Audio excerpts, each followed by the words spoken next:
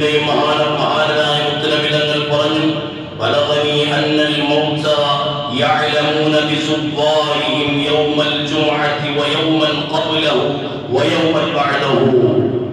ഒരു വെള്ളിയാഴ്ച ദിവസവും അത് കഴിഞ്ഞുള്ള ശനിയാഴ്ചയും അതിന്റെ മുമ്പുള്ള വ്യാഴാഴ്ചയും ഖബറാളികളെ സിയാറത്ത് ചെയ്യാൻ വരുന്നവരുണ്ടെങ്കിൽ ആ ഖബറാളികൾ അവരുടെ സാന്നിധ്യം മറ്റുള്ള ദിവസങ്ങളിലേക്കാൾ കൂടുതൽ അവരുടെ ഖബറിൽ അവർക്ക് അനുഭവിക്കാൻ കഴിയുമെന്ന് സയ്യിദുനാ മുഹമ്മദ് റസൂലുള്ളാഹി സ്വല്ലല്ലാഹു അലൈഹി വസല്ലം.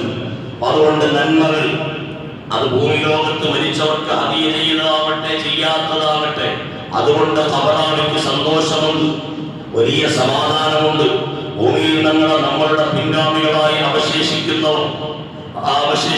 ആളുകൾ ചെയ്യുന്ന സൽക്കർമ്മങ്ങൾ, അതിന്റെ പേരിൽ അവർക്ക് സന്തോഷിക്കാൻ കഴിയും. അവരുടെ ഖബറിലേക്ക് ഹദിയ ഓടി ചെയ്യുമ്പോൾ അത് എത്തുവാനുള്ള വഴികൾ ധാരാളം തുറക്കുകയും ഹൃദയമായ ഒരു ബന്ധം അവരുമായി എപ്പോഴും നിലനിന്ന് കിട്ടുകയും, പ്രത്യേകിച്ച് മാതാപിതാക്കൾക്ക് ഗുണം ചെയ്തവരെ മാതാപിതാക്കൾക്ക് നന്മ ചെയ്യുന്നവരുടെ ഗണത്തിലേക്ക് അത്തരക്കാരെ ചേർത്ത് എഴുതുകയും ചെയ്യുമെന്ന് സയ്യിദുനാ മുഹമ്മദ് റസൂലുള്ളാഹി സ്വല്ലല്ലാഹു അലൈഹി വസല്ലം തങ്ങൾ പഠിപ്പിക്കുകയാണ്. മരണത്തോടുകൂടിയെല്ലാം തീർന്ന് തിരശ്ശീലയിട്ട് അസ്തമിച്ചു എന്ന് വിശ്വസിക്കാൻ ഒരു മുസ്ലിമിന് കഴിയുകയില്ല.